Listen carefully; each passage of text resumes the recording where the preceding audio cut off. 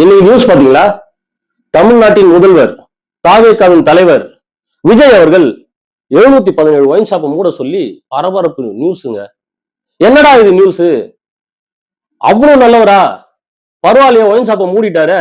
அதுவும் பள்ளிக்கூடம், பேருந்து நிறுத்தம், கோவில் அருகில் இருக்க 717 ஒயின் ஷாப்பை மூட சொல்லி பரபரப்பு நியூஸுங்க அப்படின்ட்டு எல்லா செய்தி சேனலும் போட்டு இருக்கான்.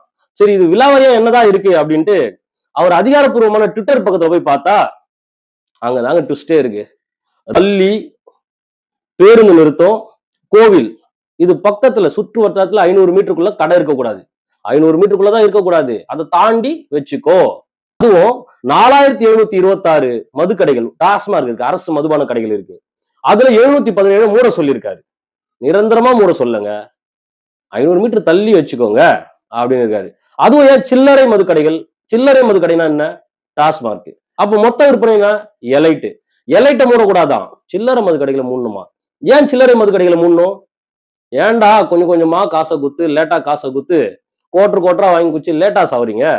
ஆஃப் ஃபுல்லுன்ட்டு மொத்தமா பணத்தை குத்து மொத்தமா வாங்கி குச்சி சீக்கிரம் செத்து போங்க அப்படின்ட்டு அவர் நினைக்கிறாருன்னு இல்ல, நான் நினைக்கிறேன்.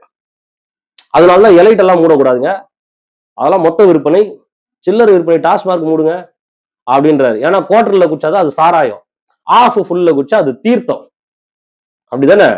ஓட்டு போட்ட 1,70,00,000 பேர், அனைத்து தமிழக மக்கத்திலும் சொல்ல நானு, திரைக்கவர்ச்சியில ஓட்டு போட்டு மாற்றம் விஜயை கொண்டு வந்த நீங்க அந்த 1,70,00,000 பேர் இதான் நீங்க கேட்ட மாற்றம் இன்னும் சிறப்பா இருக்கும்.